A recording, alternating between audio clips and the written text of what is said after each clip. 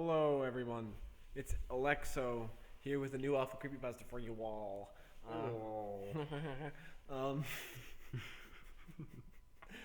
right. We got a good story for you today.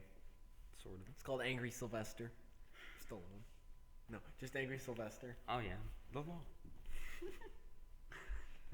pretty sure that a lot of you remember watching Looney Tunes as a kid. I know I did. So do I. Yeah. And my favorite character was Sylvester the Cat. Great. Until one night back in the summer of 1998, I saw an episode that had rather frightened me. But since the cartoon played at late night, I should have already gotten to bed. I was half asleep, so I only remembered parts of it. Like a creepy TV in Sylvester's room that turned on by itself.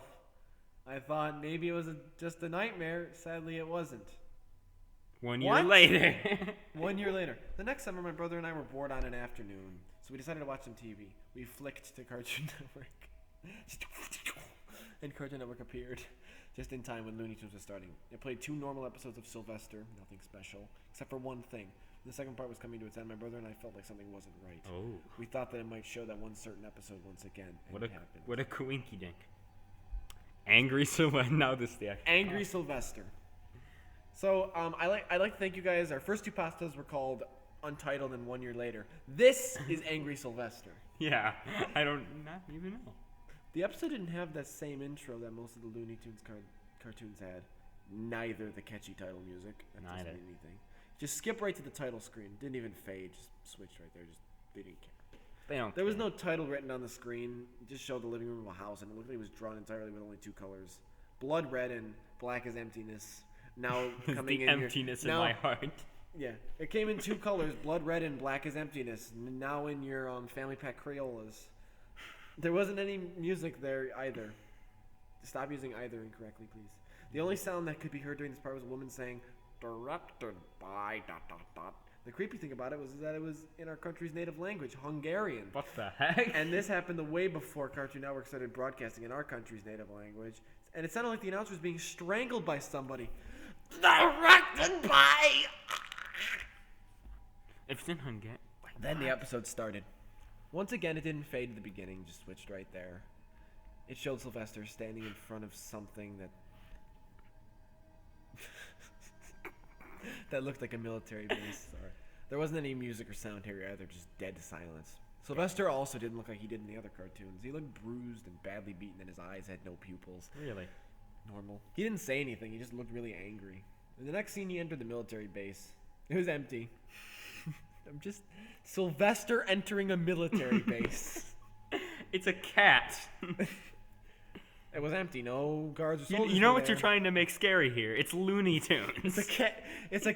It's a cartoon cat entering a military base. Like, you can't make that funny. That's funny. I mean, you can't make that scary. That's funny.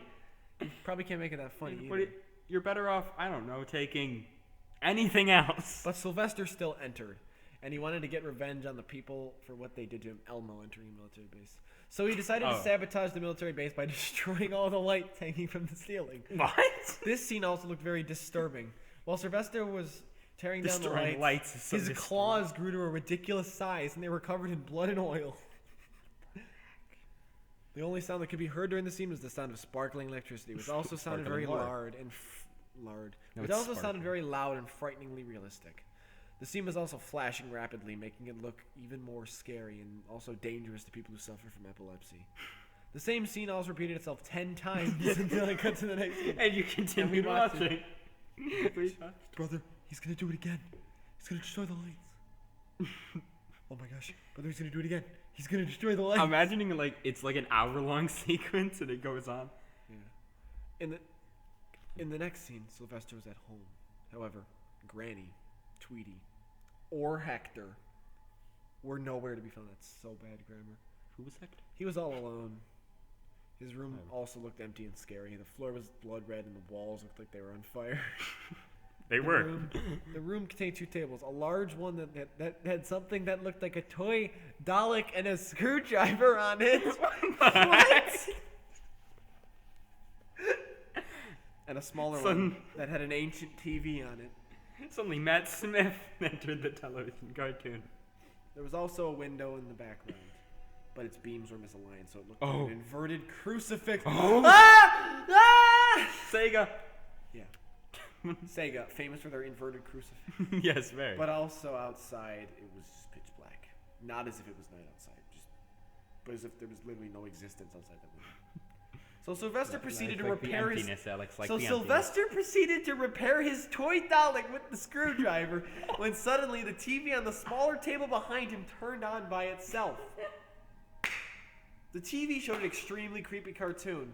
The background music sounded like somebody was randomly banging an electric guitar. Banging it? Bow, bow, bow. I'm sorry, just. No. Why? That's not even scary. That's Why funny. even fix? And the recording was reversed and played back that way. Yum, yum. It sounds like a car. It started by showing a forest with the cartoony moon above it and with an extremely creepy look on his face. Cartoony moon. A few seconds later, it switched to a long room. The room was empty, but something could be heard lurking at the end of the room, and it made a really creepy metallic thumping sound with every step it made. It was the guitar. A few seconds later, it switched to the other end of the room. Porky Pig. No. Listen to this. Not Porky Pig. Listen to this. Porky Pig was standing there, also looking angry, and he was holding a pistol in his hand. But he didn't look bruised like Sylvester did.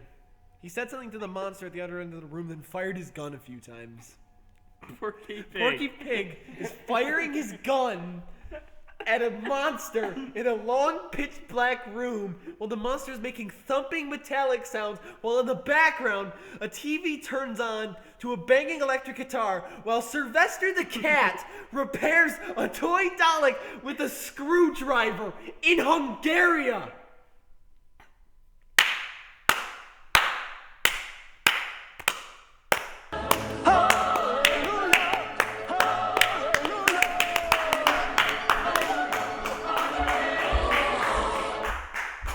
There you go. He had it off. Author of this, I applaud you for making this. This is amazing. I'm gonna have the face-off clip. You know. No, I have the Citizen Kane clip. You know, with the clapping. Yeah. Or I could have the face-off clip. The Hallelujah. Yeah. Come on. More face-off. Play Hallelujah music to that. I will. I think I will. Anyway, are you ready for whatever this is? After that, it went static, and a few seconds later, a really loud bang was heard, and the screen faded to red. Oh. A few seconds later, the red screen faded back to Sylvester in his room, standing next to a wreckage of his TV. Wow. He looked even more angry, even more bruised, and his eyes were blood red this time. The creepiness of the image of angry Sylvester stayed on the screen for about 10 seconds, and it just went back. Black. About a half a minute later, Cartoon Network came back with the normal "coming up next" screen. The end. The end. It just kind of ends. Hey, there's comments. Nope. I want to. No. Let's give our thoughts. All right. That was amazing. That was beautiful. Like, that wasn't even bad. Oh, I mean, it was bad. It was awful. It was it was really bad. But just this scene that they created of a cat sneaking into a military base, then going back to his house, fixing a toy Dalek, while Porky Pig in pitch blackness shoots a gun. It's just... How do you come up with this? It's just... Oh my god. Where are the quality standards? Oh, wait. This is quality! Let's read some comments. Awesome! My thoughts exactly. Go down. No. Not exactly what I would call a creepypasta. 5 out of 10. Is it bad that the only part that got any reaction from me was the part about the flashing and how dangerous it could have been to someone with epilepsy? I feel this is overrated. 6 out of 10. Dude, this was lame comparing to Mother's Call, and that's only 4 sentences. Is it? And then everyone else says 8 8 out of 10. 9 out of 10. Wow. 8.5 out of 10. 8.7 out of 10. Wow. I give it a 10 out of 10. I give it a out of 10. I give it a 10. A Jeff Goldblum face out of 10. I give it a 10. Okay. Should we do another one, or can we do another one? I mean, I don't think we can beat that. We can't really talk. I think we're just gonna make this like a little short 10-minute one, just as a little. And the thing is, it's not a troll pasta. I know it's on the creepypasta. It's a real. Someone tried. Yeah, they did. I mean, you can't create a scene like that without trying. Someone made this. Yeah, someone made this and did not joke around. That, my friends, is why I think that this is just amazing. Like, I love it. Like, this is going to be, like, something I think about when I go to bed tonight. I'm going to have a dream about this because of how amazing it was. But anyway, thank you guys for watching this episode of Awful Creepypasta. I hope you guys enjoyed. I have no words. And Jeff Goldblum.